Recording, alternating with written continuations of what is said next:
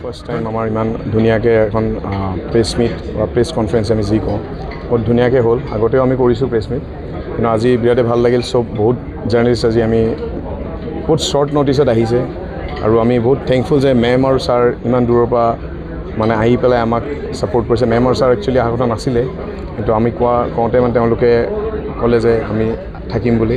তেতিয়া ক'লে যে আমি প্ৰ' পাঞ্জাৰ আমি এটা ইভেণ্টৰ মানে আমি এনাউন্সমেণ্টো কৰিম, ৱৰ্ল্ড প্লেয়াৰ্ছৰ এনাউন্সমেণ্টো কৰিম।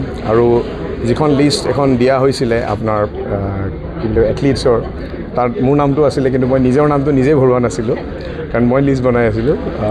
আৰু 19জন প্লেয়াৰ আমি চিলেক্ট হৈছোঁ ৱৰ্ল্ডৰ কাৰণে। মই মাষ্টাৰ্ছ কেটেগৰীত চিলেক্ট হৈছোঁ। তো আমি বহুত বেছি হেপ্পী আজি। আমি মানে আজি গোটেইখিনি মানুহ আমি ওচৰতে পালোঁ, ইমান দূৰৰ পৰা আহিছে।